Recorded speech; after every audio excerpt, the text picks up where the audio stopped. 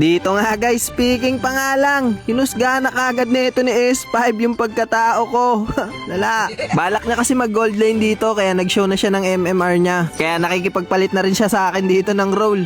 Kaso nga, hindi ako pumayag kasi nga mas mataas pa yung MMR ko sa kanya. Pero hindi ko na nga pinakita sa kanya yon. Tapos nung nakapag-pick na nga ako, dito na rin siya nag-umpisang magsalita. Sabi niya, ramdam ko na to para bang meron siyang ibig sabihin. Kaya tinanong ko na kung bakit. Ano yung ramdam mo, Lods? Ramdam niya na daw Tas eto ba naman yung sinabi niya sa akin, na dark system ka.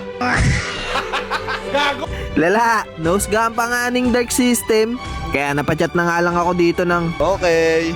tapos naglock na nga siya dito ng Gusion. At dahil nga hinuhusgahan yung pagkatao natin ng Gusion na to, kailangan natin siyang pakitaan for today's video. At pagkatapos nga nun, ipaparanas ko sa kanya yung sinasabi niyang pagiging dark system ko. Kaya DJ, music please. Dito nga guys, dahil sa sobrang gigil ko, kahit level 2 pa lang ako, pinapasok ko na yung digi nila kahit nasa torre pa siya. Dark system pala. Dark lang yung hero ko, pero hindi dark system to. Tas dito nga dahil naunahan ko mag level 4 tong Obsidia, kaya hinaharas-haras ko na siya. At sunod-sunod na nga nagwala dito si Bronny James. Request backup. Nice one.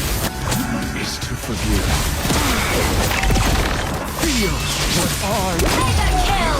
Tukin ko pa to guys para malaman yung dark system talaga ako. Dark system! Paka!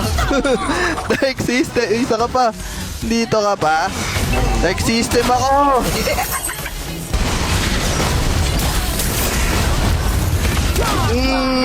Dark system!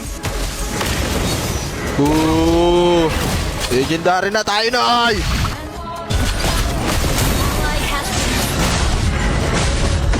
Nay! Oh!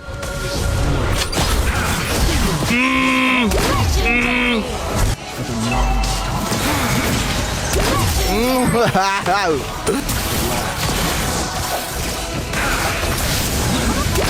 Makuliti.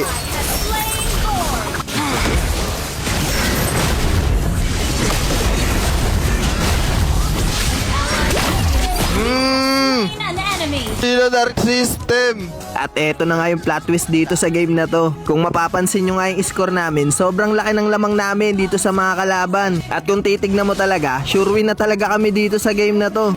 Kaso nga lang, bigla ko naalala yung sinabi sa akin ni Gusion kaninang picking pa lang na dark system daw ako. Kaya kailangan kong patunayan yun. Kaya eto yung magiging ending ng game namin na to.